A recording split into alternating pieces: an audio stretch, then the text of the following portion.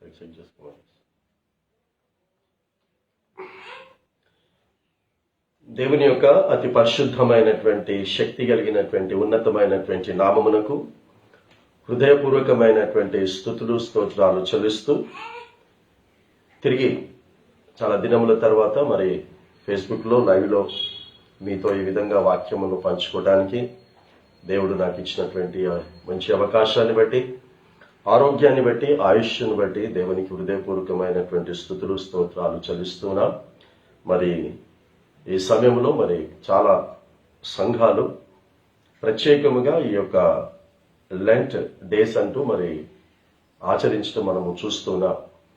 కాబట్టి ఇది ఆచరించాలా ఆచరించొద్దా, ఈ లెంట్ అవసరమా, ఈ 40 రోజులు ఉపవాసాలు చేయాలా వద్దా, మరి ఆ సంఘాలు చేసేది కరెక్టా కాదా, ఇవన్నీ మనకు అనవసరం. ఆ చర్చలోనికి మనం వెళ్ళట్లేదు.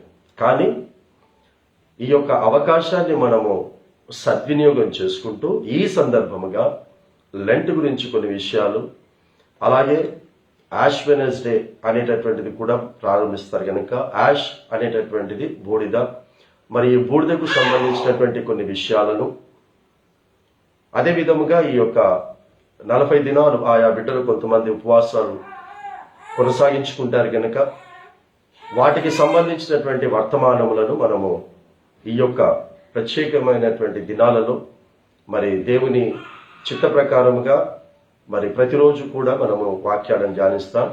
ప్రత్యేకంగా ఈ రోజు మాత్రము ఈ యొక్క లెంట్కు సంబంధించినటువంటి విషయాలను కొన్ని పరిశుద్ధ లేఖనములను ఆధారం చేసుకొని మనము ధ్యానిస్తాం.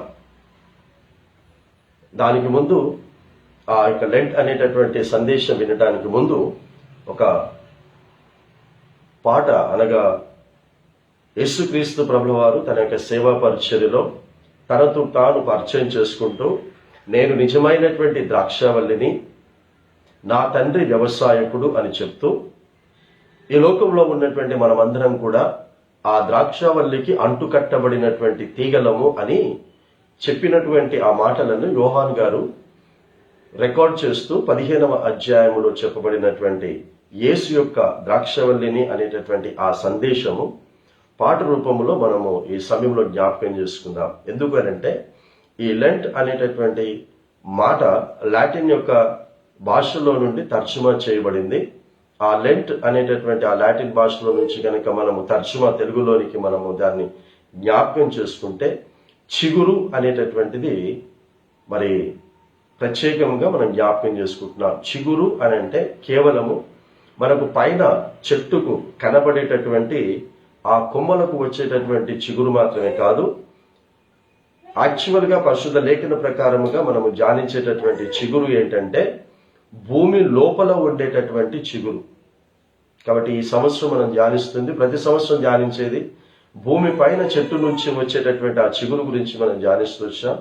కానీ ఈ సంవత్సరం ప్రత్యేకంగా మనం ధ్యానిస్తుంది మాత్రము పైన చెట్టు ఉండాలి అని అంటే, ఆ పైన ఉండేటటువంటి చెట్టుకు కొమ్మలు రావాలి అని అంటే, ఆ కొమ్మలకు చిగురు అనేటటువంటివి లేతవి వచ్చి మళ్ళీ అవి బలమైనటువంటి కొమ్మలుగా తయారై ఆ తర్వాత మొగ్గ, పూత, పింద, కాయ, పండు ఇవన్నీ రావాలి అని అంటే భూమి క్రింద ఈ యొక్క చిగురు అని అర్థం ఇచ్చేటటువంటి వేర్లు చాలా అవసరమై ఉంటున్నది.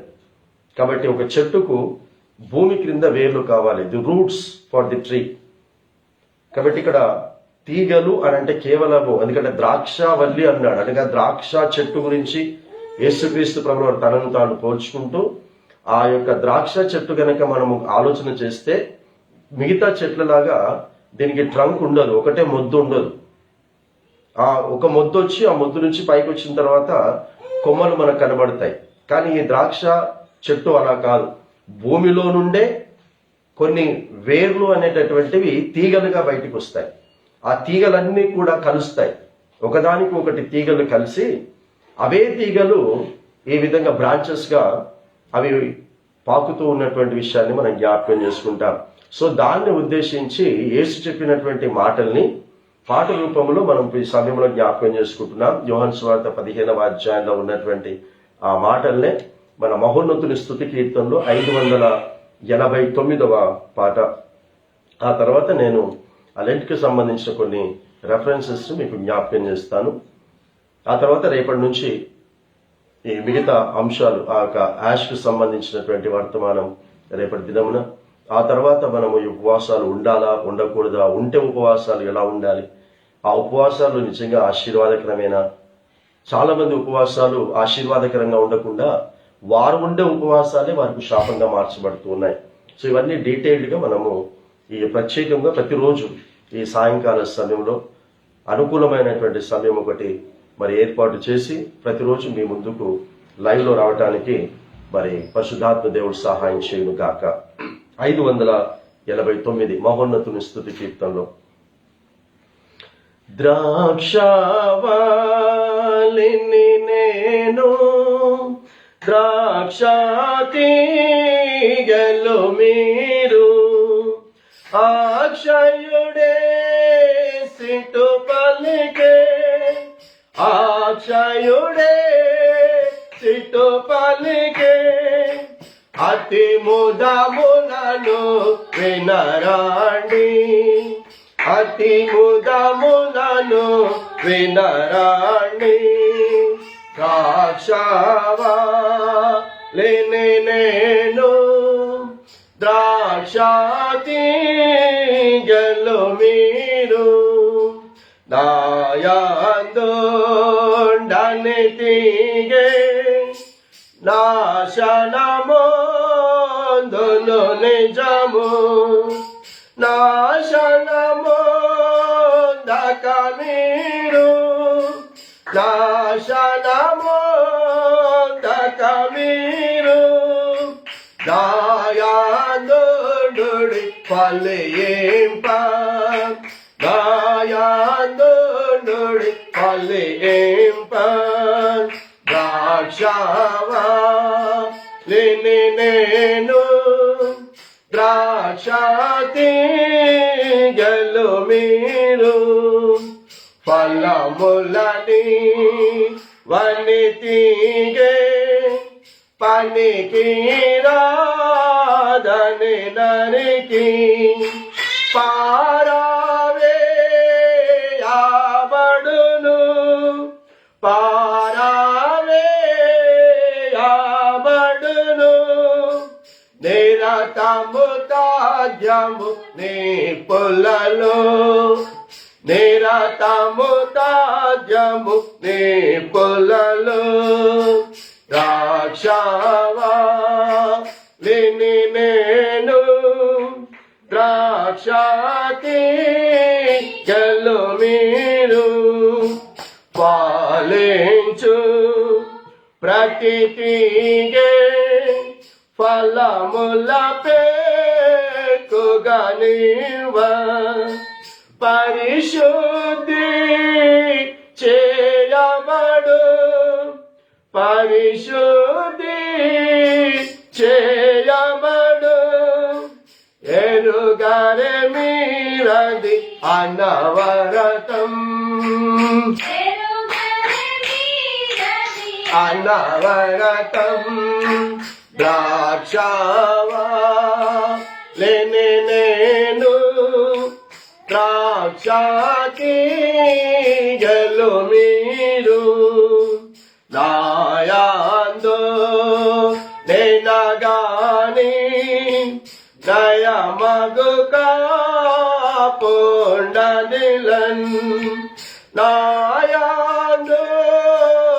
నాయందుండినవాడు నాయందుండినవాడు ధాన్యపు ఫలములనిచ్చునః ధాన్యపు ఫలములనిచ్చునః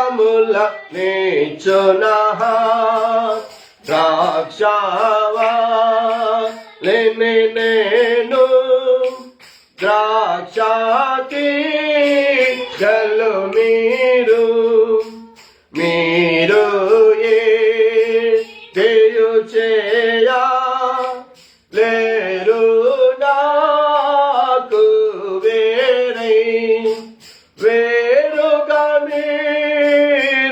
మీరుండినచో వేరుగా మీరు తలచు వెంటనే ఎండి పోయెదరు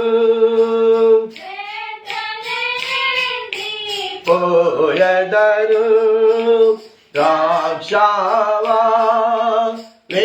నేను ద్రాక్షాతీగెలు మీరు యేసునియందు వానకలుందుము స్వేచ్ఛం మాన్యుడేసుని పలుకు మాన్యుడేసుని పలుకు మది దళచదమిల మరువకను మది దళచదమిల మరువకను ద్రాక్షావల్లిని నేను ద్రాక్షాతీగెలు మీరు. Praise the lord. Hallelujah hallelujah. So మరొకసారి దేవుని యొక్క పరిశుద్ధమైన నామమునకు హృదయపూర్వకమైన స్తుతులు స్తోత్రాలు చెల్లిస్తూ, మీకు తెలిసిన వారు ఎవరైనా ఈ వాక్యాలు వినాలని ఆసక్తి కలిగి ఉన్నట్లయితే వారికి ఈ యొక్క లింక్ మీరు పంపించవచ్చు. ఆ లింక్ వారికి పంపించడం వలన మరి వారు కూడా ఈ వాక్యాలను విని తద్వారా రహస్య రాకడకు సిద్ధపడే అవకాశాన్ని కలుగచేస్తారు. మరలా చెప్తున్నాను, ఈ వాక్యములు దేవుడు మనకు వినిపించేది రహస్య రాకడ సిద్ధపాటుకు మాత్రమే. రహస్య రాకడ సిద్ధపాటుకు మనము వాక్యాలను విని దానికి అనుగుణంగా మన జీవితాలను సరిచేసుకుంటే ఈ లోకములో ప్రతి ఆశీర్వాదం మనం అనుభవించగలుగుతాం.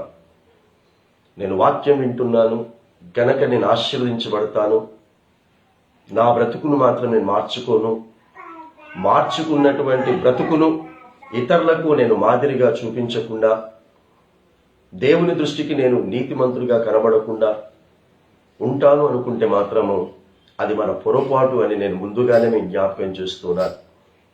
అందుకే ప్రభువు ఒక మాట చెప్తాడు ఈ లోకంలో సువార్త ప్రకటిస్తూ ఉన్నప్పుడు.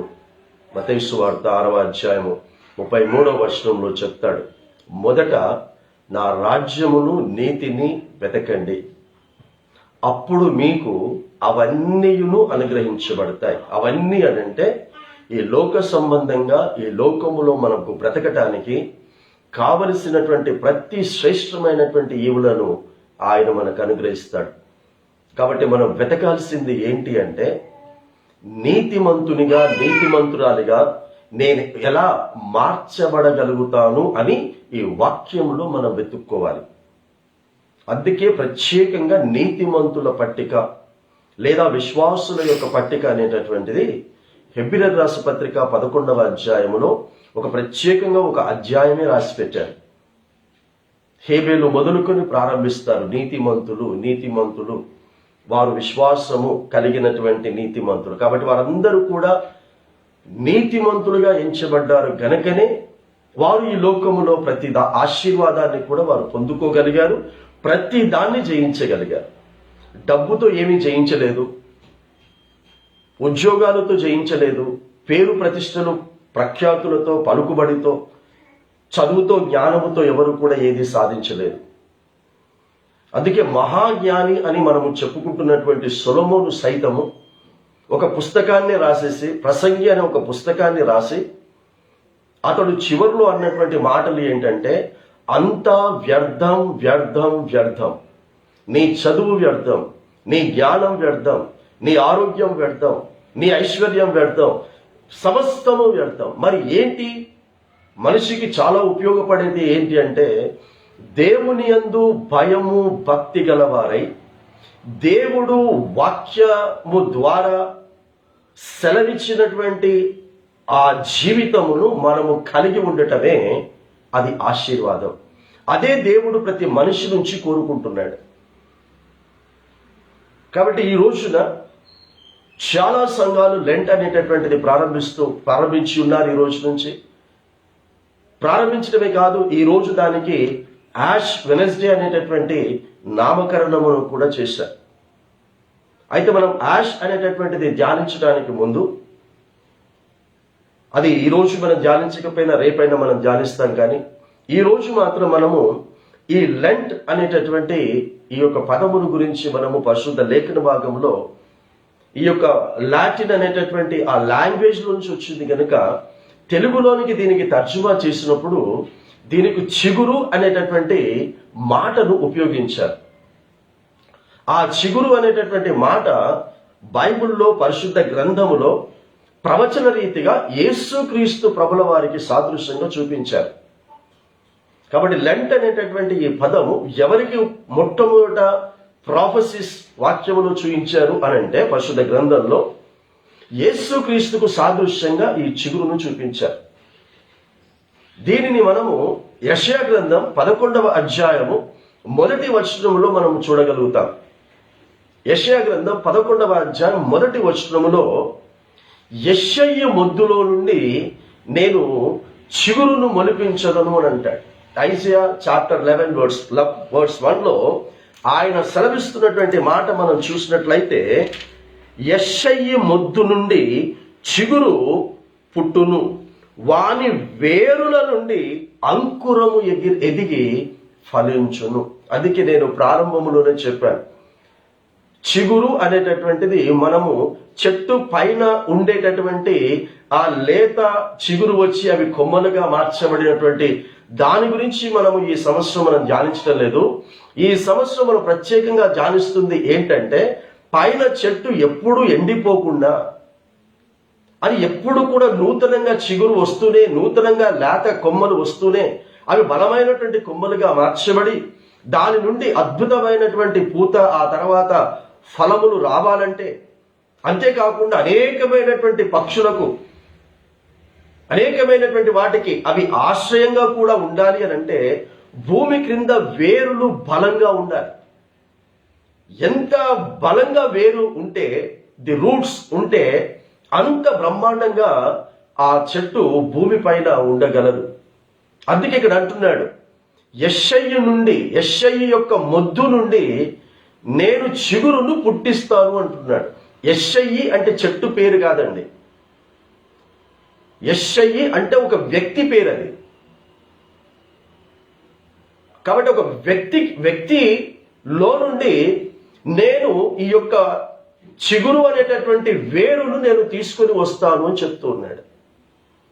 కాబట్టి ఈ యెషయి నుండి ఈ చిగురు అనేటటువంటి వ్యక్తి రావాలంటే ఈ యెషయి అనేటటువంటి ఈ వ్యక్తికి ఎంతమంది కుమారులు ఉన్నారు అని అంటే 8 కుమారులు ఉన్నారు. యెషయికి 8 మంది కుమారులు ఉన్నారు.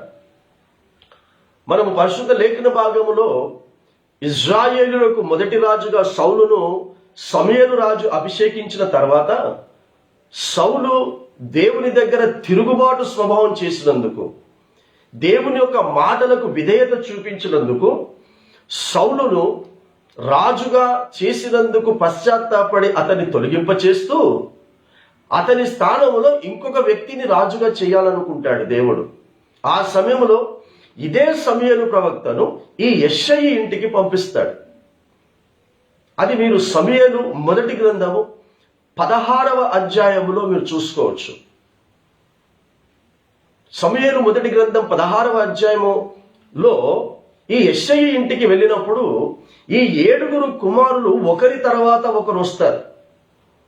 మొదటి కుమారుడు రాగానే అతన్ని చూసి సమూయేలు ఇతడినే దేవుడు ఎన్నుకున్నాడేమో, ఇతడినే దేవుడు ఇజ్రాయేలుకు రాజుగా ఎన్నుకున్నాడేమోనని అతన్ని అభిషేకం చేయటానికి వెళుతూ ఉన్నప్పుడు దేవుడు అతని స్వరాన్ని వినిపిస్తూ, నేను ఇతను ఎన్నుకోలేదు, నువ్వు పై రూపాన్ని చూస్తారు మనుషులు, నేను హృదయ అంతరంగమును పరిశోధించువాడిని, కాబట్టి అతని జ్ఞానమును చూడకు, అతని చదువును చూడకు, అతను యుద్ధ నేర్పరితనాన్ని చూడకు, అతడు ఈ లోకములో ఎంత పేరు ప్రఖ్యాతులు పలుకుబడి కలిగిన వాడో చూడకు, నువ్వు అతని హృదయములో నా వాక్యమును భద్రంగా ఉంచుకున్నాడా లేదా, ఆ భద్రంగా ఉంచుకున్న ఆ వాక్యము చేత పాపము చేయకుండా తనను తాను భద్రపరుచుకుంటున్నాడా లేదా, ఇది నేను చూస్తాను అని అర్థం వచ్చేటట్టుగా సమూయేలు ప్రవక్త గారికి చెప్పాడు. అలా ఒకరి తర్వాత ఒకరు 7 అయిపోయారు. 7 అయిపోయిన తర్వాత యెషయిని పిలుస్తూ, యెషయిని అడుగుతాడు, అయిపోయారా నీ కుమారులు ఇంతేమంది అంటే, లేదయ్యా ఇంకొక కుమారుడు ఉన్నాడు. ఈ 7 కుమారులే దేవుడి చేత ఏర్పాటు చేయబడినటువంటి రాజ్యములకు రాజుగా పనికిరానప్పుడు ఈ 8వ వాడు అసలే పనికిరాడయ్యా. అతడు చదువుకున్నవాడు కాదు, అతడికి జ్ఞానం లేదు, కాబట్టి అతడు దేనికి పనికిరాడని చెప్పేసి నా దగ్గర కొన్ని గొర్రెలుంటే ఆ గొర్రెలు అతనికి రాసిచ్చేశాను. ఆ గొర్రెలే అతనికి ఆస్తిగా ఇచ్చేసి ఆ గొర్రెల్ని మేపుకుంటూ నీ భవిష్యత్తును కొనసాగించుకోనని చెప్పానయ్యా. కాబట్టి అతన్ని పిలిచిన వ్యర్థమే అని అర్థం వచ్చేటట్టుగా సమూయేలు ప్రవక్త గారికి యెషయి చెప్తే, యెషయికి సమూయేలు ప్రవక్త చెప్తాడు, లేదు లేదు, నువ్వు ఆ వ్యక్తిని పిలిపించు, ఆ 8వ కుమారుణ్ణి పిలిపించు అని అంటాడు. ఇవంతా ఎందుకు చెప్తున్నానంటే, యెషయి మొద్దు నుండి నేను చిగురును పుట్టిస్తాను అని అంటే, యెషయి యొక్క కుమారులలో నుండి ఒక కుమారుని ద్వారా ఈ యేసు అనేటటువంటి చిగురు రాబోతాడు. ఈ యేసు అనేటటువంటి చిగురుని నేను తీసుకొస్తాను అనేటటువంటి విధముగా ఇక్కడ యెషయి ద్వారా, యెషయా గ్రంథము 11వ అధ్యాయము ద్వారా మనకు ప్రాఫెసీని చూపిస్తున్నాడు. ఆ 8వ వాడే దావీదు. ఆ దావీదు వచ్చిన తర్వాత సమూయేలు గారు అతన్ని అభిషేకించటం, అతడు ఇజ్రాయేళ్లకు రాజయ్యాడు. కాబట్టి యెషయి మొద్దు నుండి నేను చిగురును పుట్టిస్తాను. అంతేకాదు, ఆ చిగురు ఏమంటున్నాడంటే అక్కడ కింద మనం చూసినప్పుడు వాని వేరుల నుండి అన్నాడు.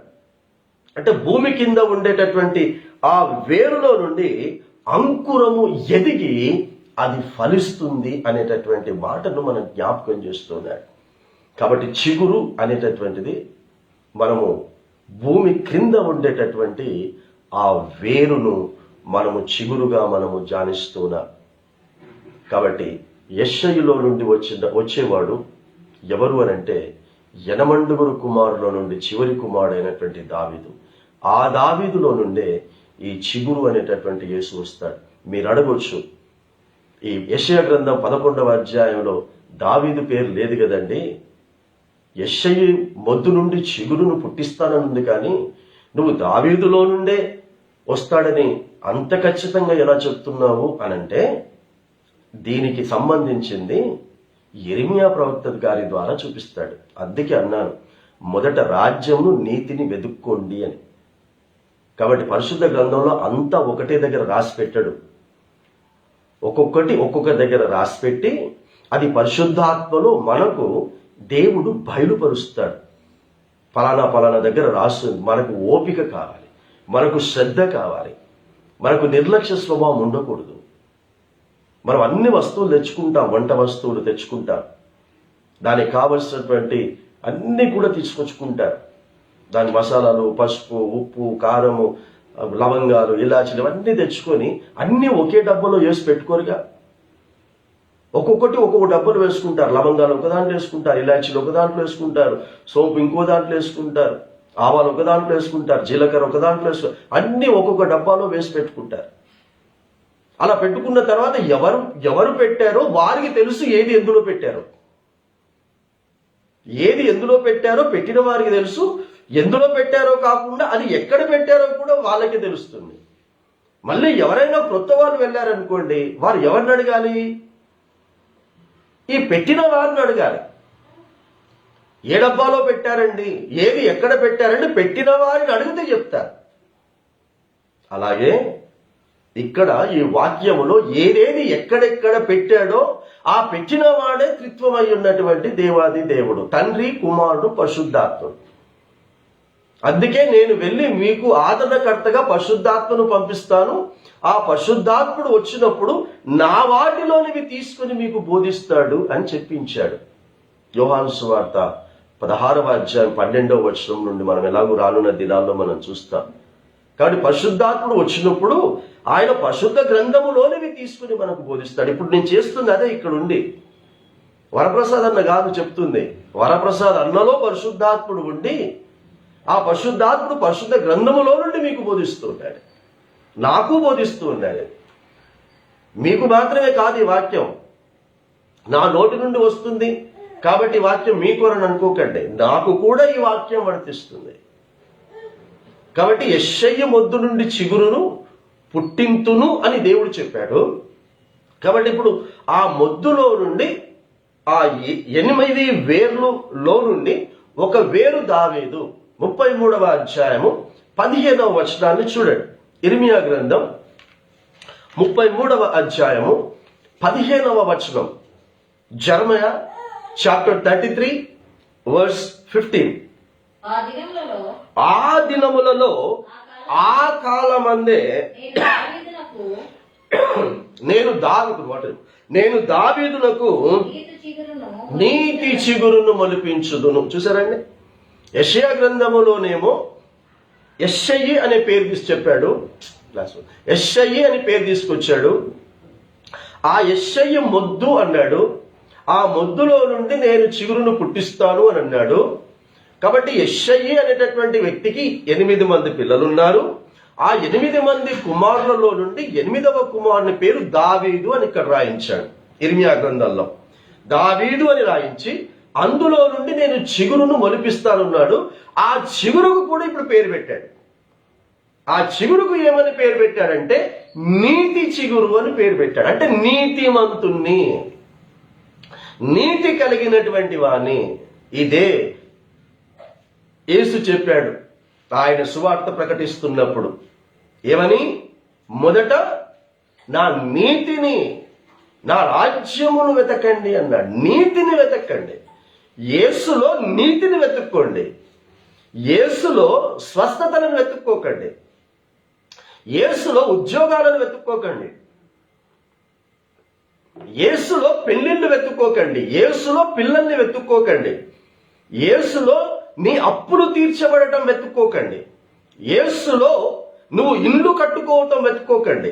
అవన్నీ తర్వాత అన్నాడు, అవన్నీ ఇస్తాను అన్నాడు, అవన్నీ మీకు అనుగ్రహించబడును అన్నాడు. కాబట్టి యేసులో మొదట వెతుక్కోవలసింది క్రైస్తవులమైన మనం. యేసు క్రీస్తు దేవుని కుమారుడు అని అంగీకరించిన ప్రతి వ్యక్తి కూడా యేసు దగ్గరికి వచ్చి యేసులో ఏం వెతుక్కోవాలి అంటే నీతిని వెతుక్కోవాలి. ఏం అడుక్కోవాలి యేసు దగ్గర నుండి, ఏమి తీసుకోవాలి యేసు దగ్గర నుండి, ఏమి సంపాదించుకోవాలి యేసు దగ్గర నుంచి అంటే యేసు కలిగిన నీతిని మనము కలిగి ఉండాలి. కాబట్టి అతనికి చెప్తున్నాడు ఇక్కడ, ఏమని చెప్తున్నాడంటే ఆ కాలమందు రాబోయే దినములలో నేను దావీదునకు నీతి చిగురును నేను మొలిపిస్తాను అని అన్నాడు. అయిపోయింది అది. ఆ దినము ఈ ప్రాఫెసీ ఏమైందంటే నెరవేర్పులోకి వచ్చేసింది. This prophecy has been fulfilled. 2021 సంవత్సరాల క్రితమే ఇది బేత్లెహేములో ఈ యొక్క ప్రాఫెసీ నెరవేర్పులోకి వచ్చింది. యెషయా గ్రంథం 11వ అధ్యాయం నెరవేర్పులోకి వచ్చేసింది. ఇర్మియా గ్రంథం 33వ అధ్యాయము ఈ 15వ వచనము కూడా నెరవేర్పులోనికి వచ్చింది. కాబట్టి ఇది లెంట్, చిగురు అనేటటువంటిది. అయితే వేరు అనేటటువంటిది ఒకటే ఉండదు. ఆ వేరుకు అనేకమైనటువంటి, అందుకే ఇప్పుడు మనం చదివాం, అంకురము అనేటటువంటి పదాన్ని ఉపయోగించి దాది గొప్పగా ఫలించును అని అన్నాడు. ఒకటే వేరుండ, పైన మాత్రం ఒకటే మొద్దు కనబడుతుంది, ఒక ట్రంక్ కనబడుతుంది చెట్టుకు. ఆ మొద్దులో నుండి పైకి వెళ్ళిన తర్వాత కొమ్మలు కనబడతాయి. చెట్టు అంటే ఒకటే మొద్దును చూసి చెట్టు అనంగా, అలాగే కింద వేరు కూడా ఒకటే వేరుండదు. ఆ వేరులో నుండి అనేకమైనటువంటి వేర్లు, పైన కొమ్మలు మనకు ఎలా కనబడతాయో కింద వేర్లు కూడా అలాగే ఉంటాయి, ఒకదానికి ఒకటి అంటుకట్టబడి. అందుకే ఇప్పుడు యోహాను సువార్త 15వ అధ్యాయంలో ఉన్నటువంటిదే మనం అందుకే పాడుకున్నాం, ద్రాక్షావల్లిని నేను, ద్రాక్ష తీగలు మీరు అని. ద్రాక్ష చెట్టు యొక్క ప్రత్యేకత ఏంటంటే భూమి లోపల ఏ వేర్లు అయితే ఉంటాయో, భూమి క్రింద ఏ వేర్లు అయితే ఉంటాయో అవే వేర్లు తీగలుగా బయటికి ఒకదానికి ఒకటి చుట్టుకొని అది ట్రంక్గా కనబడుతూ మనకు పైకి వస్తుంది. అది ద్రాక్ష చెట్టుకున్నటువంటి ప్రత్యేకత మిగతా చెట్లకు దీనికి. అంతేకాదు 16వ వచనంలో ఏమంటాడో చూడండి, భూమి మీద నీతి చిగురు మొలిపించుదును, అతడు భూమి మీద నీతిని న్యాయములను అనుసరించి జరిగించును. అతడు చిగురుకు ఏం పేరు పెట్టాడు? నీతి చిగురు అని పేరు పెట్టి అతడు అన్నాడు. అతడు ఏం చేస్తాడు? నీతి న్యాయములను అనుసరించి దానినే జరిగిస్తాడు. అందుకే యేసుక్రీస్తు ఏమన్నాడంటే తన యొక్క సేవా పరిచర్యలో, నా యందు పాపము ఉన్నదని మీలో ఎవడైనా వేలెత్తి చూపించగలరా? దాన్ని స్థాపించగలరా? ఎవడైనా చెప్పగలరా అని ఆ రోజు యేసు ప్రశ్న వేసింది. ఈ రోజు వరకు ఆ ప్రశ్నకి ఎవ్వడి దగ్గర కూడా సమాధానం లేదు. ఎందుకంటే ఆయనలో పాపము లేదు గనక. అందుకు ఆయన గురించి ప్రాఫెసీ రాయించాడు. ఏమనంటే అతడు నీతిని అనుసరిస్తాడు, నీతినే జరిగిస్తాడు. అతడు న్యాయమును అనుసరిస్తాడు, న్యాయమునే జరిగిస్తాడు. మరి ఆయన చిగురు అయితే, ఆ చిగురు అనేటటువంటి ఒక వేరు ఆయన అయితే, ఆ వేరుకు నీవు కూడా ఒక వేరుగా ఉన్నావా? ఒక చిగురుగా ఉన్నావా? ప్రతి సంవత్సరం ఇది లెంట్ దినాలండి, ఇవి చిగురు దినాలండి అని ధ్యానిస్తూ ఉన్నారు. చిగురు దినాలని ధ్యానించి 40 దినాలు ఉపవాసాలు ఉంటున్నారు. ఈ యాష్ వెడ్నెస్డే కూడా చేసుకుంటున్నారు. నేను తప్పు పట్టట్లేదు, మీరు తప్పు చేస్తున్నారని నేను అనట్లేదు. ఎవరి నమ్మకం, ఎవరి విశ్వాసం వారిది. కానీ యేసు చిగురు అనేటటువంటి ఒక వేరు అయినప్పుడు ఆ వేరుకు మనము కూడా వేరులుగా తీగలుగా ఉన్నాము అని చెప్తున్నాడు. యేసే చెప్పాడు, ద్రాక్షావల్లిని నేను, నా తండ్రి వ్యవసాయకుడు, తీగలు మీరు అంటున్నాడు. నేను ఏ తీగ గురించి మాట్లాడుతున్నాను? భూమి క్రింద ఉన్నటువంటి వేరు అనే తీగ గురించి మాట్లాడుతున్నాను. సో ఆ వేరుకు మనము ఒక తీగగా, ఒక వేరుగా ఉన్నావా? ఉంటే యేసు అనేటటువంటి వేరు అనేటటువంటి చిగురు నీతిని అనుసరిస్తున్నాడు, నీతినే జరిగిస్తున్నాడు, న్యాయమును అనుసరిస్తున్నాడు, న్యాయమునే జరిగిస్తున్నాడు. కాబట్టి నేను అదే నీతి అనుసరించాలి, నేను నీతిని జరిగించాలి. ఎందుకంటే అదే వేరుకు నేను ఒక వేరుగా ఉన్నాను కనుక. నీవు అదే వేరుకు నీవు ఒక వేరుగా ఉన్నావు. ఈ విషయం గుర్తుపెట్టుకోండి. జామ చెట్టుకు నిమ్మ చెట్టుకు తేడా ఉందండి. జామ చెట్టు యొక్క కొమ్మలు వేరుంటాయి, జామ చెట్టుకు సంబంధించిన వేర్లు వేరే ఉంటాయి. నిమ్మ చెట్టుకు సంబంధించినటువంటి వేర్లు చూడటానికి ఒకేలా కనబడతాయి, చూడటానికి వేర్లన్నీ ఒకేలాగా ఉంటాయి. జామ చెట్టు వేరు ఒకేలాగా ఉంటుంది, నిమ్మ చెట్టు వేరు ఒకటేలాగా ఉంటుంది, అన్ని వేర్లు ఒకేలాగా కనబడతాయి. కానీ అవి బయటికి వచ్చిన తర్వాత వాటికి ఆ చెట్లకు వచ్చేటటువంటి ఫలమును బట్టి, ఆ చెట్టుకు ఉండేటటువంటి ఆకులను బట్టి చెప్తారు అది ఏం చెట్టో. అలాగే క్రైస్తవులందరూ ఒకేలా కనబడతారు. ఈ రోజున యాష్ వెడ్నెస్డే రోజు అందరూ ఒకేలా కనబడ్డారు. చాలా మంది తెల్ల బట్టలే వేసుకుని వెళ్ళింటారు. చాలా మంది అందరూ భక్తుల్లాగానే కనబడ్డారు చర్చిలో. ఈ రోజు నుంచి యాష్ వెడ్నెస్డే స్టార్ట్ అవుతుందండి అని చెప్పి మరి ఎంతమంది ఈ 40 దినాలు భక్తిగా పాటించాలి, పాపములు ఉండకుండా ఉండాలని నిన్నటి దినమున పాపం చేసిన వాళ్ళు ఎంతమంది లేరు? నిన్నటి దినమున పాపం చేసి, నిన్నటి దినమున తప్పుడు కార్యకలాపాలలో పాలు పొందుకొని ఈ రోజు నుంచి ఇది స్టార్ట్ అవుతుంది కనుక, ఇది చివరి దినం కనుక ఈ 40 దినాల్లో నేను పలానా తప్పులు చేయనండి అని నిన్న తప్పు చేసి ఈ రోజు నుంచి తప్పులు మానేసి మరలా ఈ లెంట్ డేస్ అయిపోయిన తర్వాత తప్పులు మరలా చేయాలని ఏంటి గ్యారంటీ? మరలా చేస్తారు. This became the habit. అది కాదు ఇక్కడ. కాబట్టి నేను నీతి అన్నటువంటి వేరుకు నేను వేరుగా అంటకట్టిబడి ఉంటే నేను నీతిని అనుసరించాలి, నేను నీతిని జరిగించాలి, నేను న్యాయముని అనుసరించాలి, న్యాయమునే జరిగించాలి. ఇది క్రైస్తవులుగా మొట్టమొదట మనం తెలుసుకోవలసినటువంటి సత్యం. యేసుక్రీస్తు ప్రభువు వారు ఎంత చదువుకున్నాడండి అని బైబిల్లో రాయలేదు. ఆయన ప్రొఫెషన్ మాత్రమే రాశారు. ఆయన ఎన్ని ఆస్తులు సంపాదించుకున్నాడు రాయలేదు. ఆయన ఎన్ని బిల్డింగ్లు కొనుక్కున్నాడు, ఎన్ని కార్లు కొనుక్కున్నాడు అవి రాయలేదు బైబిల్లో. బైబిల్లో రాసింది ఒకటి, నేను నా తండ్రి పని మీదకి నేను ఇక్కడికి వచ్చాను, నా తండ్రి పనిని నేను జరిగించడానికి వచ్చాను. ఆ చిగురు చెప్తున్నాడు, ఆ నీతి చిగురు చెప్తున్నాడు, నేను తండ్రి పని చేయటానికి భూమి మీదకి వచ్చాను. మరి అదే నీతి చిగురుకు, అదే నీతి వేరుకు, అదే నీతి తీగకు, నీతి అనగా దానికి మనము ఒక తీగగా, మనము ఒక వేరుగా, మనము అంటుకట్టబడి ఉంటే, మనము అదే తండ్రి పని మీద యేసు ఎలా ఉన్నాడో, ఎలా జీవించాడో అలాగే మనము కూడా ఉండాలి, అలాగే మనము జీవించాలి. అప్పుడే మనము ఆయన సజీవుడుగా ఎత్తబడినటువంటి విధముగా, గలిలయులందరూ కూడా చూస్తూ ఉండగా ఆయన ఆరోహణమై వెళ్ళిన విధముగా నీవు నేను మనము కూడా అలా ఆరోహణమైపోతాము.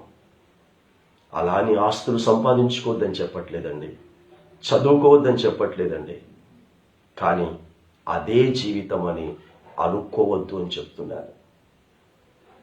దాని కొరకు నీతిని వదిలిపెట్టకండి, దాని కొరకు న్యాయమును వదిలిపెట్టకండి, దాని కొరకు దేవుడు పెట్టిన పద్ధతి ప్రకారంగా బ్రతకటం మానకండి అని మాత్రమే ఈ సమయములో పరిశుద్ధాత్మలో నీకు నాకు మనందరికీ త్రిత్వమై ఉన్నటువంటి దేవుడు జ్ఞాపకం చేస్తున్నాడు. ఆ తర్వాత 16వ వచనంలో ఏమని రాయబడి ఉంటుందంటే, ఆ దినములలో యూదావారు రక్షింపబడుదురు, యెరూషలేము నివాసులు సురక్షితముగా నివసింతురు, యెహోవాయే మనకు నీతి అని యెరూషలేమునకు పేరు పెట్టబడును. ఆ దినములలో యూదావారు రక్షింపబడుదురు. సో భూమి మీద ఉండేటటువంటి ప్రతి ఒక్కరు కూడా మనం యేసుక్రీస్తు ప్రభుల వారిని ఏమంటాం? యూదా గోత్రపు సింహము అంటాం. మరి యూదా గోత్రపు సింహమై ఉన్నటువంటి యేసుక్రీస్తు ప్రభుల వారిని నా పక్షమున యుద్ధం చేస్తాడండి, నా పక్షమున ఆయన కార్యాలు చేస్తాడండి, నా పక్షమున ప్రతిదీ చేస్తాడండి అని మనం అంటున్నాం కదా. మరి నీ పక్షమున నిన్ను రక్షించాడా? నీ పక్షమున ఉండి నిన్ను చదివించిన నీ యేసయ్య, నీ పక్షమున ఉండి నీకు ఒక మంచి భవిష్యత్తునిచ్చిన నీ యేసయ్య, నీ పక్షమున ఉండి నువ్వు ఉండటానికి ఇల్లు ఇచ్చాడు, నీ పక్షమున ఉండి ఈ రోజున సమాజంలో అంతో ఇంతో నీకు గుర్తింపు ఇచ్చాడు, నీ పక్షమున ఉండి ఈ రోజున నీకు తిండి పెడుతున్నాడు.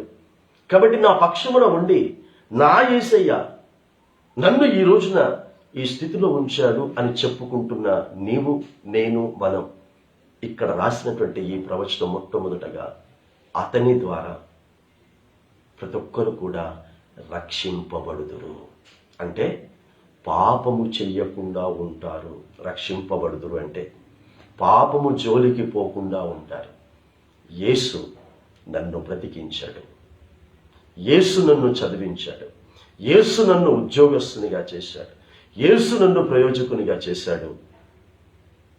అంతేకాదు, యేసు నన్ను రక్షించాడు. ఈరోజు నేను పాపము లేని వ్యక్తిగా బ్రతుకుతున్నాను అన్న ఆ సాక్ష్యము నీ దగ్గర ఉండాలి, నీ కుటుంబం దగ్గర ఉండాలి.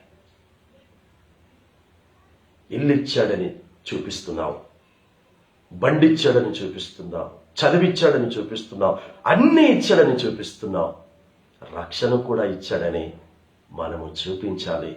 నా ప్రియ సహోదరులారా, నా ప్రియ సహోదరిలారా, అది మనము మన కుటుంబం నుంచి ప్రారంభించాలి. మొట్టమొదట దేవుడు భార్యాభర్తలుగా జతపరుస్తూ ఏమి చూపించుకోమన్నాడు, ఏం పంచుకోమన్నాడు అనంటే నీతిని చూపించుకోండి, నీతిని పంచుకోండి. వారు సిగ్గు ఎరగక ఉండిరి అని రాయించాడు మొట్టమొదటి భార్యాభర్తలకు. అంటే వారు సిగ్గుతో తల దించుకునే విధంగా భార్యాభర్తలను చేయలేదు, తల ఎత్తుకునే విధంగా చూశాడు.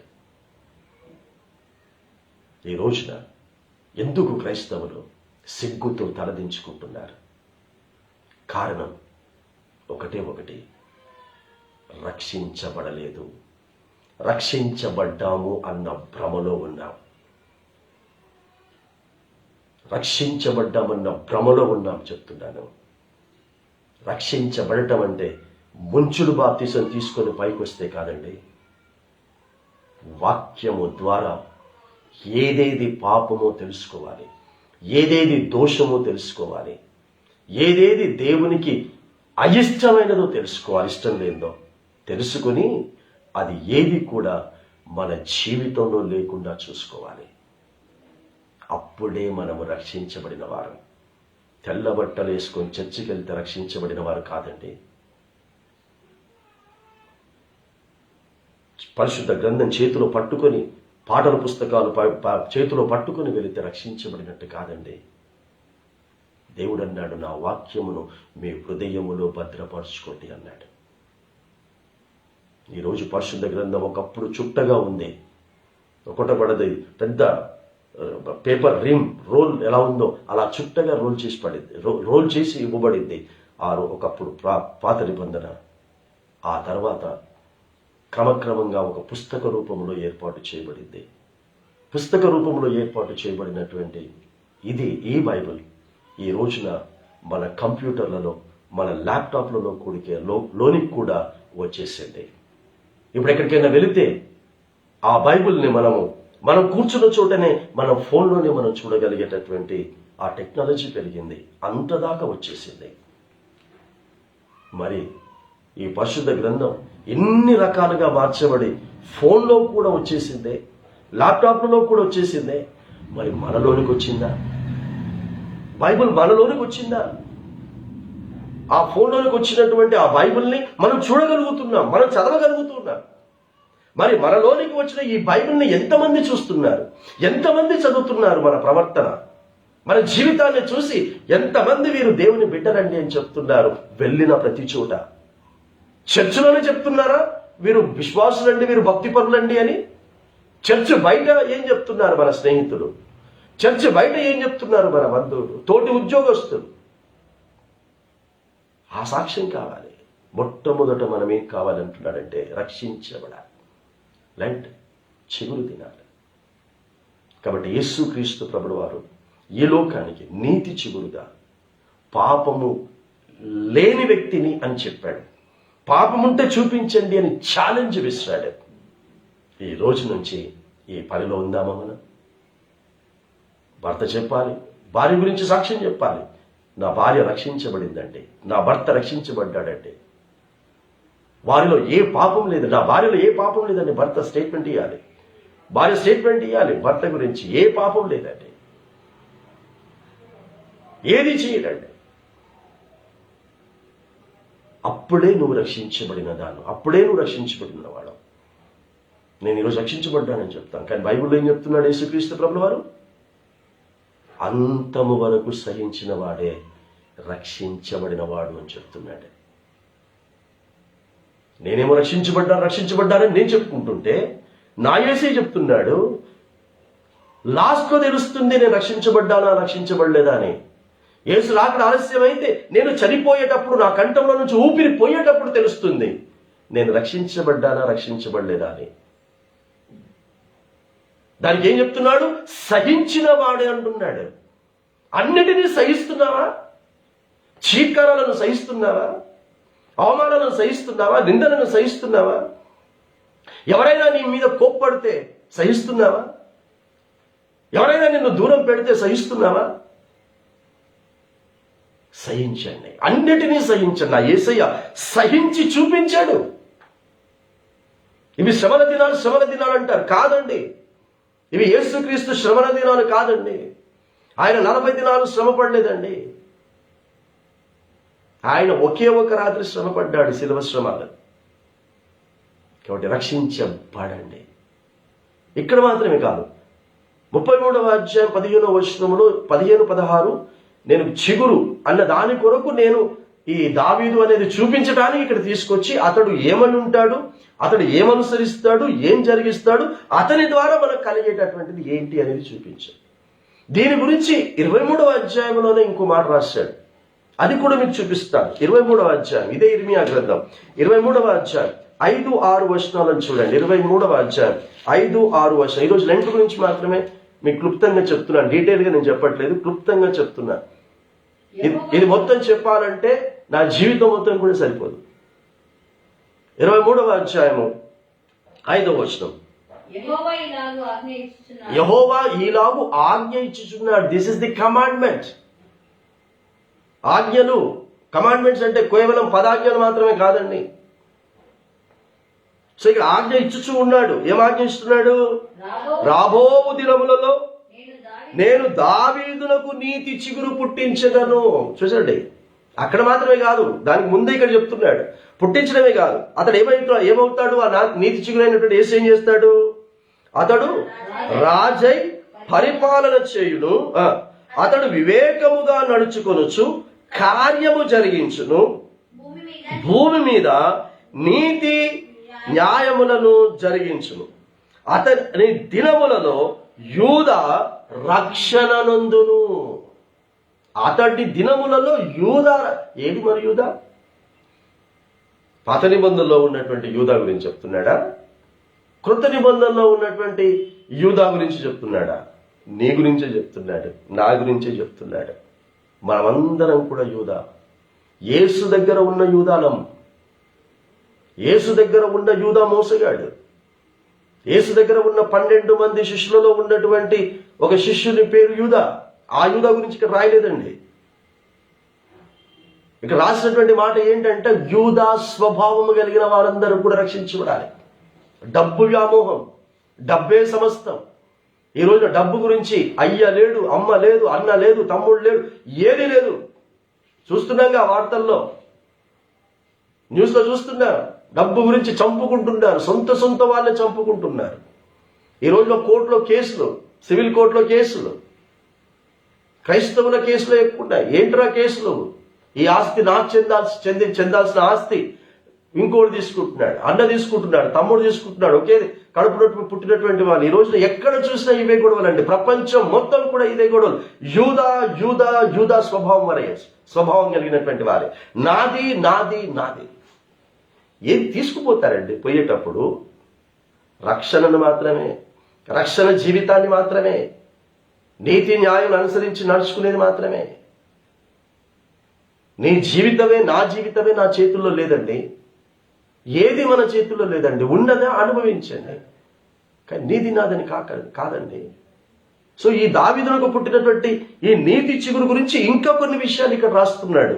సో మొట్టమొదటి ఏం రాస్తున్నాడంటే, అతడు రాజై పరిపాలన చేయును అని అన్నాడు. ఈ ప్రాఫెసీ నెరవేర్పులోనికి రావలసింది. This prophecy is not fulfilled. అదేమో ప్రాఫెసీ ఫుల్ఫిల్ అయింది 33:15-16. కానీ ఇక్కడ చూడు, రాజై పరిపాలన చేయుమన్నాడు. చూడండి, అతడు రాజుగా మరలా భూమి మీదకి రాబోతూ ఉన్నాడు. ఆ రాబోయేటటువంటి ఆ సమయంలోనే నువ్వు నేను మనమందరం కూడా రక్షించబడి పాపము జోలికి పోకుండా, పాపమే దరిదాపులు లేకుండా బ్రతికి, ఆయన రాజ్య పరిపాలన ఆలస్యమైతే, మన మరణం ముందైతే మనం నీతిమంతులుగా చచ్చిపోదాం. ఆ నీతిమంతులుగా మనం చచ్చిపోతే, ఆ సజీవులుగా ఉన్నటువంటి పరిశుద్ధులతో పాటు ఆ మరణించినటువంటి మనము సమాధులు తెరవబడతాయి. అందులో నుండి మనమందరం కూడా ఈ రాజ్య పరిపాలనలో మనము కూడా నీతిమంతులుగా ఆయన మనల్ని పరిపాలన చేస్తాడు. ఆ రాజ్య పరిపాలనలో ఈ లెంట్ డేస్ పాటిస్తున్నారు. యేసు చిగురు దినాలని, యేసు పుట్టిన చిగురు దినాలు, యేసు బ్రతికిన చిగురు దినాలు, యేసు చచ్చిన చిగురు దినాలు, యేసు తిరిగి లేచిన చిగురు దినాలు బాగానే ఉన్నాయండి. మళ్ళీ ఇదే చిగురు అన్న యేసు రాజ్య పరిపాలన చేయబోతున్నాడు కదా భూమి మీద. 1000 ఏళ్ల రాజ్య పరిపాలన. దాని గురించి చింత లేదా? దాని గురించి ఆలోచన లేదా? ప్రతి సంవత్సరం ఈ లెంటన్ డేస్ 40 దినాలు ఉపవాసం ఉంటూ బూడిదలో కొట్టుకోపోతురా? కాదండి, అవన్నీ చెయ్యండి. అవి ఎందుకు చేస్తున్నారంటే దీని కొరకు చేస్తున్నారు. 40 దినాలు భక్తిగా ఉండడానికి కాదు, 40 దినాలు పాపం లేకుండా ఉండటానికి కాదు యేసయ్య వచ్చింది. జీవితకాలం అంతా కూడా పాపం లేకుండా ఉండండి అని చెప్పడానికి, అలా బ్రతికి చూపించడానికి యేసయ్య వచ్చాడండి. కాబట్టి ఈ ప్రవచనం ఉంది. ఈ ప్రవచనం రాజ్య పరిపాలన చేయును, అతడు వివేకముగా నడుచుకొనుచు కార్యము జరిగించును, భూమి మీద నీతి న్యాయములను జరిగించును. ఆ దినములలో యూదా రక్షణ నందును, ఇజ్రాయేలు నిర్భయముగా నివసించును. యెహోవా మనకు నీతి అని అతనికి పేరు పెట్టుదురు. దేవునికి స్తోత్రం. యెహోవా మనకు నీతి అని అతనికి పేరు పెట్టవరు. యేసుకు పేరు పెట్టబడుతుంది. యేసుకు ఏమని పేరు పెట్టబడుతుంది? మనకు నీతి అని ఆయనకు పేరు పెట్టబడుతుంది. పెట్టబడిందా బ్రదర్? పెట్టబడిందా సిస్టర్? ఆయనకు యేసు అని పేరు పెట్టబడింది. ఏం పేరు పెడతారయ్యా అంటే గాబ్రియల్ దూత గారి ద్వారా చెప్పబడినటువంటి పేరు పెట్టుకున్నారు. మరి ఇక్కడ రాయబడినటువంటి పేరు మనకు నీతి అని అతనికి పేరు పెట్టబడును. సో మనలో నీతి ఉంటే ఆయనకు పేరు పెట్టబడినటువంటి ప్రవచనము మనము నెరవేర్పులోనికి తెచ్చిన వాళ్ళం అవుతాం. అందులో సార్వత్రిక సంఘమునకు పునాది అయినటువంటి పేతురు ప్రారంభములో మాట తప్పాడు, యేసు ఎవరో ఎరగనన్నాడు. తర్వాత హతసాక్షిగా మరణించాడు, తలక్రిందులుగా సిలువ వేయబడ్డాడు. అతడు యెహోవా నీతి అని సార్థకం చేసి చూపించాడు పేతురు గారు. మిగతా శిష్యులు, తర్వాత కొంతమంది భక్తులు, సువార్థికులు మనం చూస్తున్నాం అందులో. మరి యెహోవా నీతి ఇతనిలో ఉందండి, ఈ కుటుంబంలో ఉందండి, ఈ సంఘములో ఉందండి. వీరు యెహోవా ద్వారా పరిశుద్ధ గ్రంథములో ఇవ్వబడిన మాటల ప్రకారంగానే బ్రతుకుతారండి. మిగతా దేని ప్రకారంగా వీరు బ్రతకరండి. అంటే యెహోవా నీతి మనలో ఉన్నట్టు. కొంచెం కొంచెం నైజాంత, కొంచెం కొంచెం నైజాంత అండి. అంతా ఉండాలి, పర్ఫెక్ట్గా ఉండాలండి. పర్ఫెక్ట్గా ఉంటేనే ఏదైనా. ఈ మధ్య కాలంలో ఎక్కువగా పెళ్లి విషయాలలో నేను సమయాన్ని గడపాల్సినటువంటి అవసరం వచ్చింది. ఆ వివాహ సందర్భాలలో చూసినప్పుడు పర్ఫెక్ట్గా ఉండాలండి, అన్నీ ఉండాలండి. ఏ ఒక్కటి తక్కువ కానివ్వలేదండి. పసుపు ఉండాలండి, గాజులు ఉండాలండి, వక్కలు ఉండాలండి, తమలపాకులు ఉండాలండి, అన్నీ ఉండాలండి. అది కూడా అన్ని పెట్టి మళ్ళీ ఏది ముందు పెట్టాలి, ఏది వెనకాల పెట్టాలి. ఇన్ని పద్ధతులు ఇంత చక్కగా అందరూ పాటిస్తున్నారు. నేను తప్పనట్లేదు బ్రదర్, తప్పనట్లేదు సిస్టర్, మంచి పని చేశారు, ఇట్స్ వెరీ గుడ్. అవి అలా చెయ్యాలి, అవి అంత పర్ఫెక్ట్గా చెయ్యాలి అని ఇన్ని తెలిసినటువంటి మనము మరి ఇక్కడ రాయబడినటువంటి విధముగా యెహోవా నీతి కార్యాలు మనలో ఎంత పర్ఫెక్ట్గా మనం చేస్తూ ఉన్నాం. నేను చాలాసార్లు చెప్పాను, పురుషులమైనటువంటి మనం ప్యాంటు షర్టు కుట్టించుకుంటాం. మరి ప్యాంటు షర్టు కుట్టించుకున్నటువంటి మనము ఎందుకు పై భాగంలో ప్యాంట్ వేసుకోవద్దు, క్రింది భాగంలో ఎందుకు షర్ట్ వేసుకోవద్దు? వేసుకుందాం. వాటిని బట్టలే అంటారు కదా. కాబట్టి పైన షర్ట్ వేసుకోకుండా ప్యాంట్ వేసుకుందాం, క్రింద ప్యాంట్ వేసుకోకుండా షర్ట్ వేసుకుందాం. దరిద్రంగా ఉంటుంది. అది ఏమాత్రం కూడా సెట్ కాదండి. అదొక పద్ధతి. ఏది ఎక్కడ వేసుకోవాలో అది పద్ధతి. అలాగే బైబిల్లో కూడా ఎవరి దగ్గర ఎక్కడ ఎలా మసులుకోవాలో, ఎలా ప్రవర్తించాలో దేవుడు పెట్టిన పద్ధతి. అంత నీ ఇష్ట ప్రకారంగానే బ్రతుకుతానంటే కాదండి, అది జీవితం కానే కాదు. కాబట్టి ఈ రోజున ఈ లెంట్ సందర్భంగా దేవుడు మనతో మాట్లాడుతున్నాడు. యెషయా మొద్దు నుండి చిగురును పుట్టిస్తానన్నాడు. ఆ చిగురు భూమి క్రింద ఒక వేరుగా వస్తుందంటున్నాడు.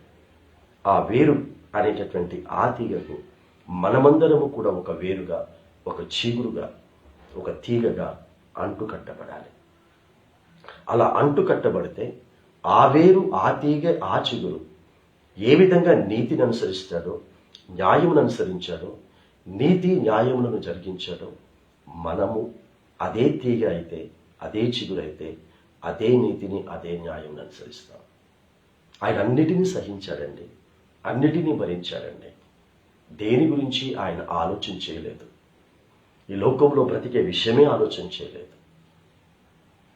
ఆయన ఏ విషయం కూడా టెన్షన్ లేదు. చాలా మందికి ప్రతిసారి చెప్తూ ఉంటారు, మ్యాక్సిమం ఈ రోజుల్లో చాలా మంది అప్పుల బాధతో ఉన్నారు. చాలామంది అప్పుల బాధతో ఉన్నారు.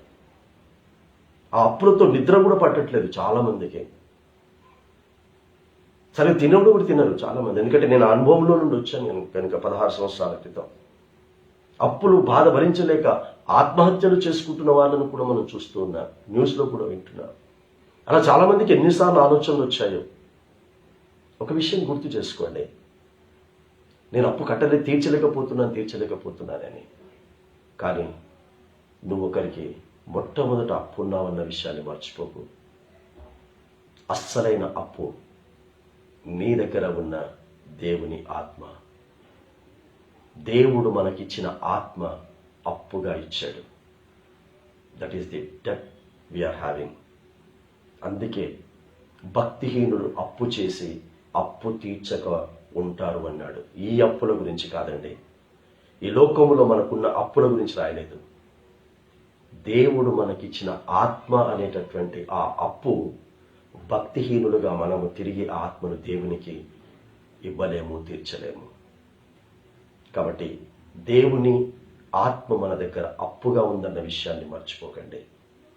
ఈ అప్పు చచ్చిపోయిన తర్వాత కూడా తీర్చాల్సిందే. చావు అన్న పేరుతో ఈ అప్పు మనము తీర్చాలి. మిగతా ఈ చావుతో కానీ మిగతా దేనితో కూడా ఈ అప్పులు మనకు టెన్షన్ ఉండదు. మన తర్వాత వాళ్ళకు కూడా ఏం టెన్షన్ ఉండదు. ఉదాహరణకి నేను చెప్తానండి, ఉదాహరణకి ఈరోజు నాకు 20 లక్షల రూపాయలు అప్పు ఉంది అనుకోండి. అంటే 16 సంవత్సరాల క్రితం ఉన్నది, ఇప్పుడు ఉంది అని చెప్తున్నాను. 16 years బ్యాక్ నాకు ఉన్నటువంటి అప్పు గురించి చెప్తున్నా. ఇప్పుడు నాకు ఉంది 20 లక్షల రూపాయలు అప్పు ఉంది.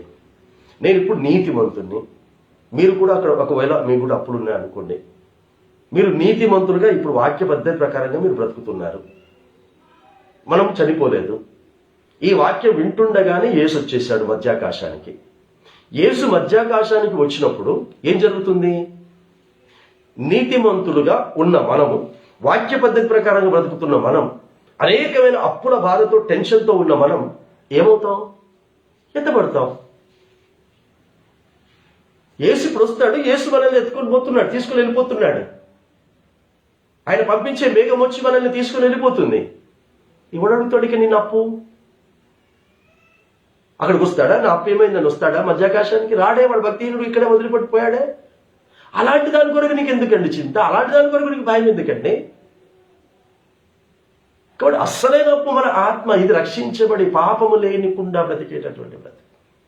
అన్నీ అలాగే, అనారోగ్యం అలాగే, నీ నిందలు అలాగే, నీ బంధువులు, నీ స్నేహం, ఎవ్రీథింగ్ ఈజ్ ది సేమ్.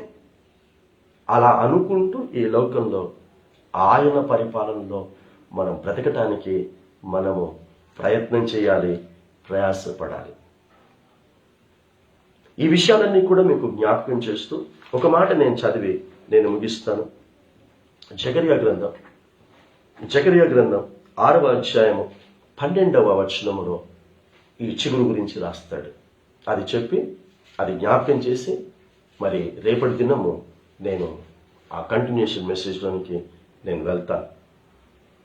నాకు తెలుసు సమయం ఎక్కువైందని. ఇంట్రెస్ట్ ఉన్నటువంటి వాళ్ళు మీరు వినండి, తర్వాత కూడా మీరు వినొచ్చు. ఇదే మెయిన్ ఇంపార్టెంట్ మనకి, ఎంత సమయం అయింది అనేది కాకుండా.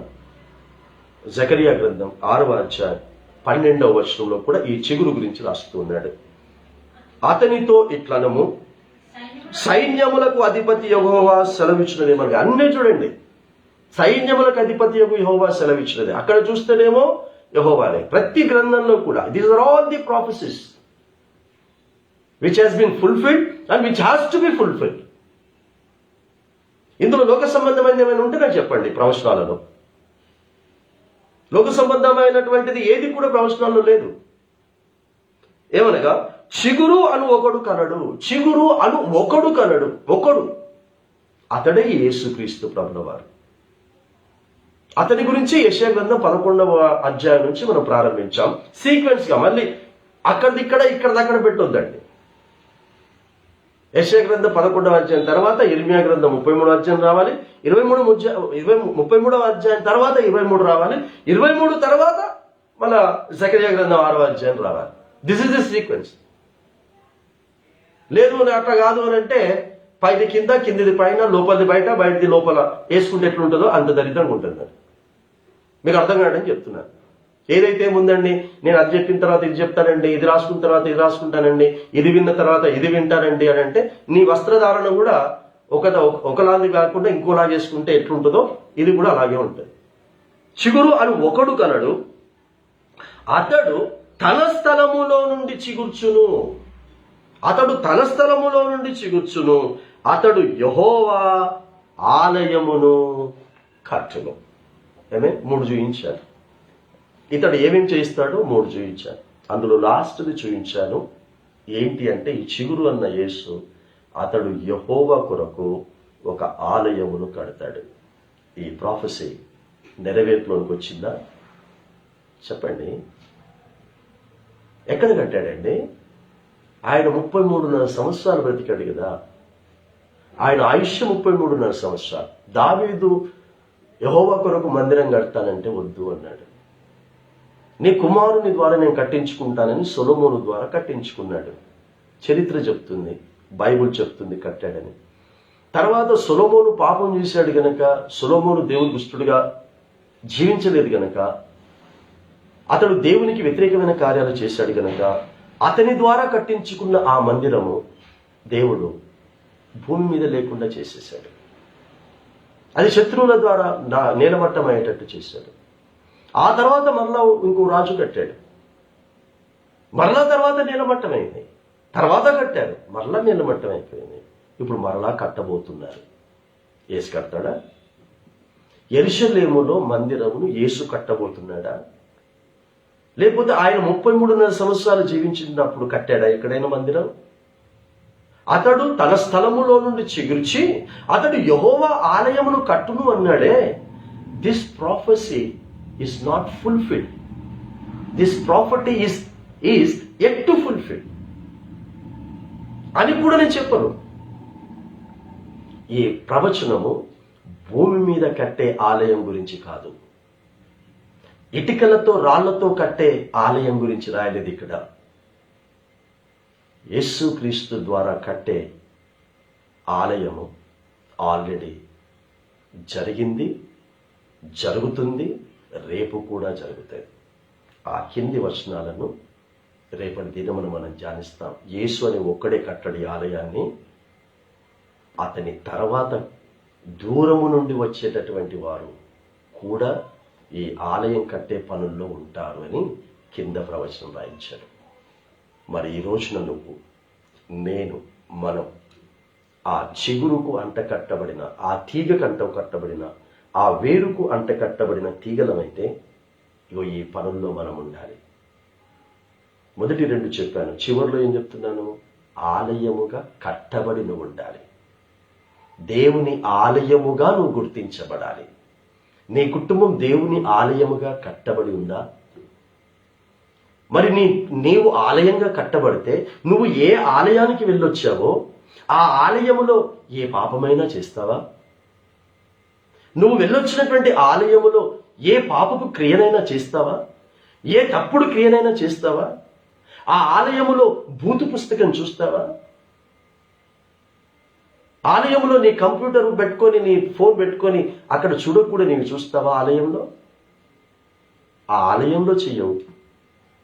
మరి నేనే ఆలయం అయిపోయాను అని చెప్పుకుంటున్నప్పుడు ఈ ఆలయములో ఎన్ని భూత పురాణాలు ఉన్నాయండి?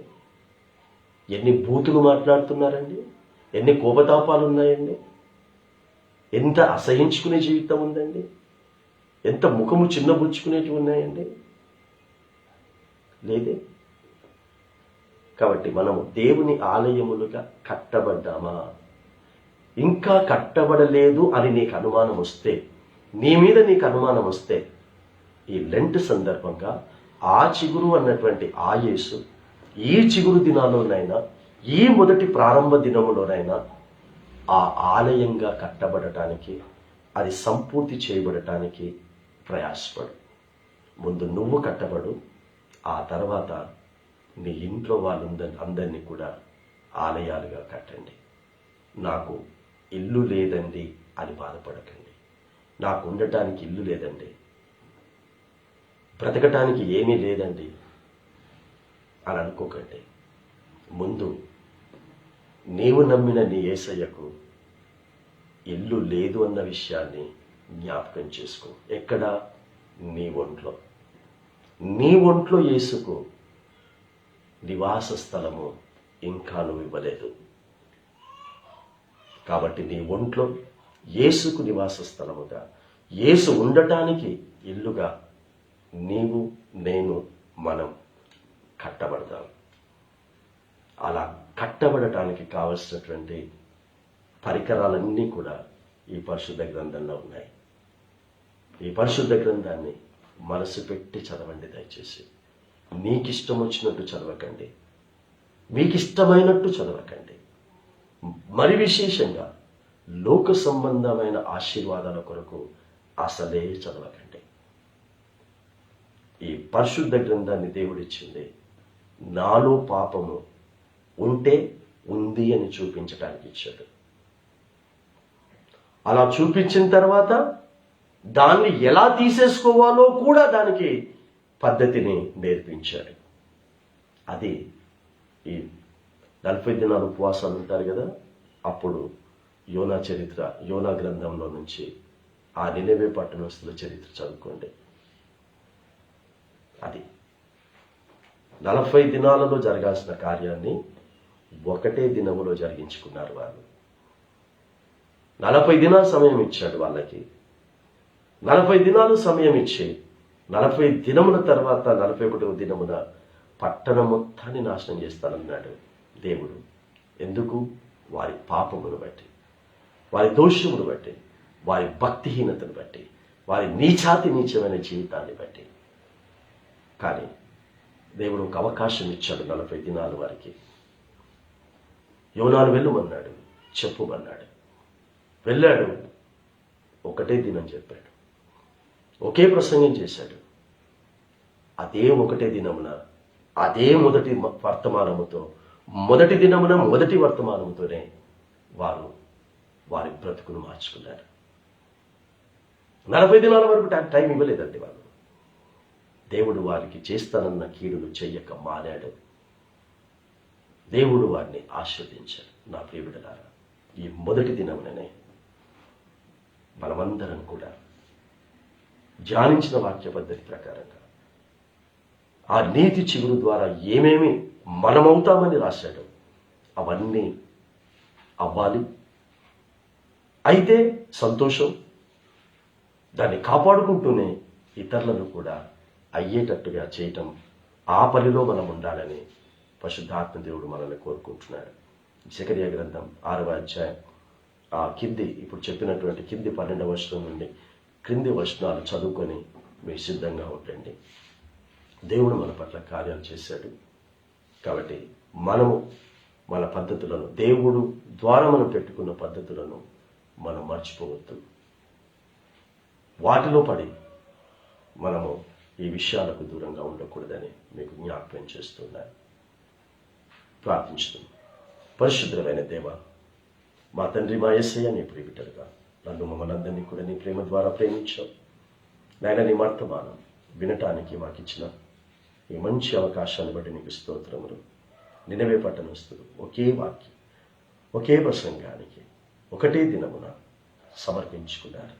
అందరూ నీతి చిగురులుగా మార్చబడిపోయారు. అందరూ రక్షించబడ్డారు. అందరూ మారు మనసు పొందుకున్నారు. అందరూ దేవుని ఆలయములుగా కట్టబడ్డారు. మేమే ఇంకా 40 దినాలని ప్రతి సంవత్సరము పొడిగిస్తూ, ప్రతి సంవత్సరం 40 దినాలు భక్తిగా ప్రదర్శించుకుంటూ 41వ దినము నుంచి ఇంతకాలం శాపాలను తెచ్చుకుంటూ వచ్చాను. బ్రతికిన కాలం అంతా ఏం కాలం అంటే ఈ 40 దినాలు మేము భక్తిని ప్రదర్శించి ఆ తర్వాత ఆ భక్తిని విడిచిపెట్టి బ్రతికిన శాపదినాలే తండ్రి. కాబట్టి అలాంటి శాపదినాలను, అలాంటి శాపమును నాయన కొట్టివేయటానికి ఈ లోకములోనికి వచ్చావు నాయన, నీకు స్తోత్రములు. కాబట్టి నీ ద్వారా మేము ఆలయములుగా కట్టబడ్డామా? నీ ద్వారా మేము నీతిని అనుసరించి జరిగిస్తున్నామా? నీ ద్వారా మేము న్యాయమును అనుసరించి జరిగిస్తున్నామా? నీ ద్వారా మేము రక్షించబడ్డామా? నీ ద్వారా మేము పాపము లేకుండా బ్రతకడానికి ప్రయాసపడుతున్నామా? నీ ద్వారా రేపటి దినమున ఇలా బ్రతికి ఇలా కట్టబడి నీ 1000 రాజ్య పరిపాలనలో మేము ఉండనై ఉన్నామా అనే ఇన్ని ప్రశ్నలకు సమాధానంగా బ్రతికే భాగ్యము అందరికీ కలగచేయమని నాయన లైవ్లో విన్న బిడ్డలకు తర్వాత విననై ఉన్నటువంటి బిడ్డలకు నీ కాపుదల నీ భద్రత క్షేమను అనుగ్రహించి దేని కొరకు బాధపడక దేని కొరకు చింతించక దేని కొరకు దిగులు పడక కేవలం నువ్వు వస్తున్నావు, మేము నువ్వు వచ్చినప్పుడు మమ్మల్ని తీసుకుని వెళ్ళేటటువంటి ఆ సిద్ధపాటులో ఉండటానికి ప్రయాసపడటం ఇంకను మాకు నేర్పించి సిద్ధపరచుమని నీ చిత్త ప్రకారంగా ప్రతిరోజు ఈ వర్తమానములను నూతనత్వముగా మాట్లాడి నూతన స్వభావంతో సిద్ధపరచుమని యేసుక్రీస్తు నామములో తండ్రిని వేడుకొంచున్నాము స్వామి. ఆమేన్. తండ్రికి కుమారుని యొక్క పరిశుద్ధాత్మ యొక్క ప్రేమ కృప అన్యోన్య సహవాసం సమాధానం సకల దీవెన ఆశీర్వాదం మనకును కుటుంబాలకు లైవ్లో వీక్షిస్తున్న బిడ్డలకును ఆ తర్వాత వీక్షించిన బిడ్డలకును ఇప్పుడు ఎల్లప్పుడు సదాకాలము తోడైనడయును గాక. ఆమేన్. ప్రైజ్ లార్డ్ అండి. అందరికీ వందనాలు. God bless you all.